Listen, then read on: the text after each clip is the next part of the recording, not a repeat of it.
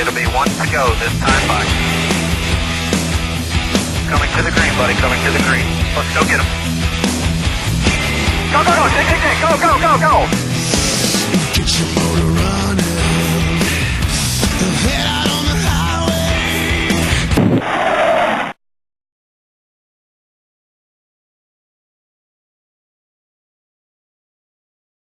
Stay upstairs for another one. Go ahead, please. Monty Dutton, Gaston Gazette. Elliott, I guess for this to be a Cinderella story, you would have had to won. But it is quite a story when not too long ago you were losing your ride, then you go into court, and then you restored to the ride. And your first time out, you have a better finish than you had all last year. So, you know the old term, the Lord works in mysterious ways. Well, you've had quite a mystery over the last few months. Yeah, it's. I'm going to be honest with you. I'm not going to lie to you. I was getting pretty emotional under the caution when it was raining a little bit in turn 1 and 2, and I thought it was going to be called a little bit early, and it was. I was getting pretty emotional in the car and just thinking, wow, wouldn't this be the coolest story?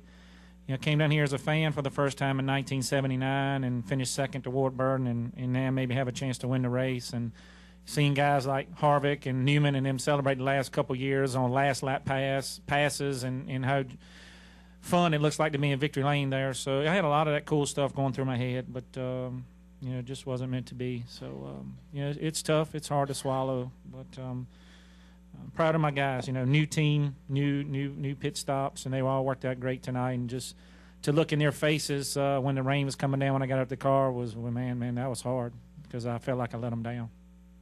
Stay upstairs for 2 more. Go ahead, please. Nate Ryan, USA Today. Kevin, you touched on that you were happy for Matt because he had helped you 2 years ago. Matt's not usually a guy who kind of grabs for the spotlight or the glamour, but I think there's a sense he's well respected among his peers. I guess both for Kevin and Elliott, do you think this will be a popular victory that, you know, Matt Kenseth, the guy who doesn't always kind of, you know, kind of shuns the spotlight a little bit, is finally in the spotlight winning NASCAR's biggest race?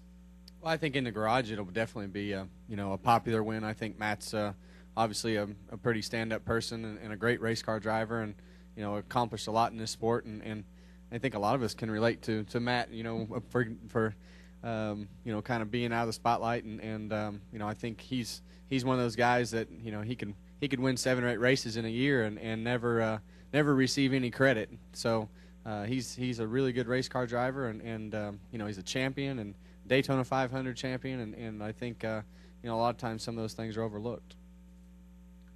Okay, one more question upstairs, then we'll come down. Go ahead. Yeah, Mike Harris from AP.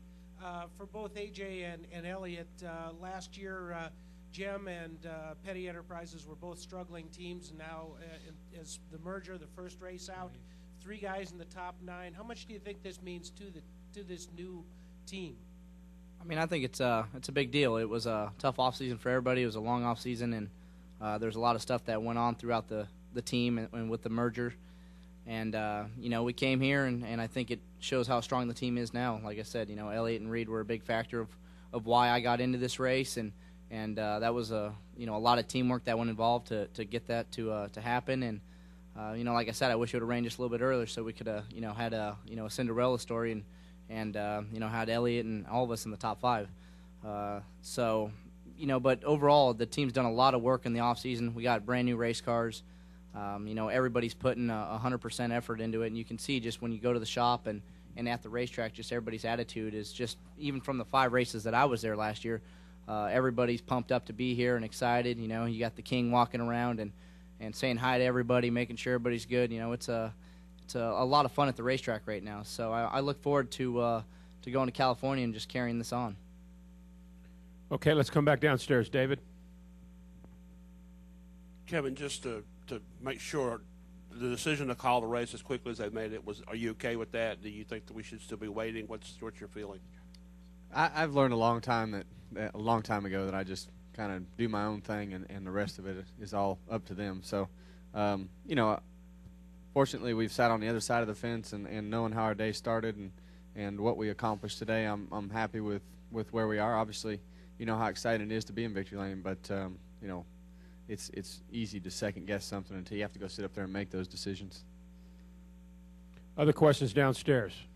Got one right over here. If we can get a microphone to Tim right over here, I believe.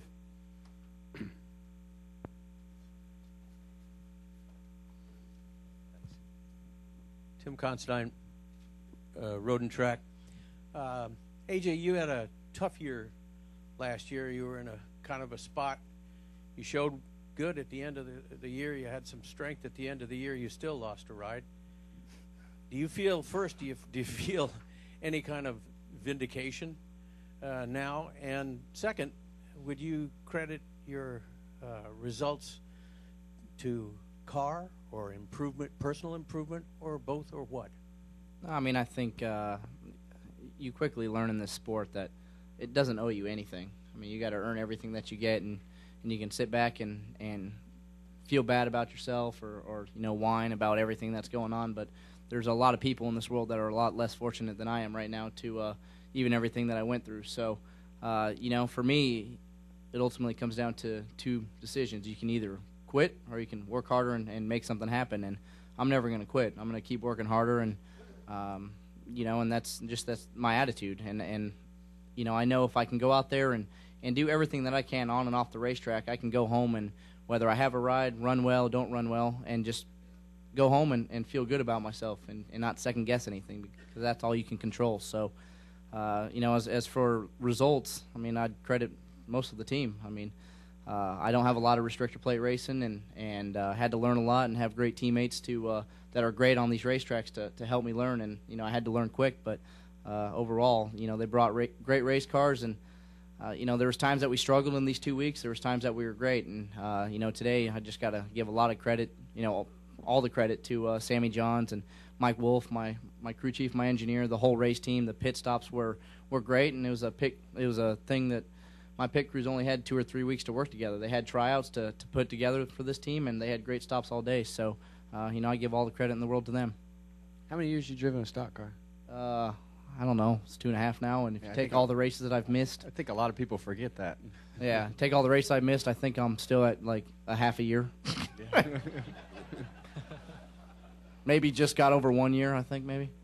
I think everybody forgets how many people have been run out of this sport from the open wheel side that hadn't had any success whatsoever, and he's been pretty successful in a short amount of time. Question back over there to the left. Go ahead. Joe Manzer, NASCAR.com. Guys, I'm not sure where each of you were at the time, but what was your view of the big wreck with Earnhardt and Vickers? What did you see of that, and what did you make of all that? I didn't see anything. I saw a lot of smoke, a lot of stuff flying. That was about it. Went right through the middle of it. Yeah, I mean, for me, I don't know exactly where everybody was running, but I was pretty far up, and I saw kind of Vickers get dropped to the bottom, and Earnhardt was down there, and from there after that, it was just pretty much a big commotion, and my spotter did a good job to get me through, and you just, at that point, it's not a lot of driving skill. You just pray for you pick the right line and you go through it. I was in front of it, so I didn't see it. Thanks. Any other questions for AJ, Kevin, or Elliott? Got one in the back up on the riser. Doug Turnbull, WSB Radio. This is for any of you that's willing to answer it. It seemed during the Bud shootout and during some of the practice sessions, during the Gatorade duels, that the cars were pretty much on the edge. They were about to spin out, or it seemed like sometimes people had trouble controlling them. During this race, I mean, that happened a little bit, but not as much. Does it seem like the COT, that the team's been able to make enough improvements on it, or were you all still pretty much on the edge out there? I thought the race was pretty tame. I mean, from from the Bud shootout and everything that happened, it seemed like with the heat not being on the racetrack, it seems like the cars were a lot more manageable, and my car drove as good as it did all weekend. Good answer, Kevin. Yeah, I'll stick with that. Anything else? Okay, guys. Thank you very much, and we'll see you in California. Thanks for their time, and thanks for putting on a good show today.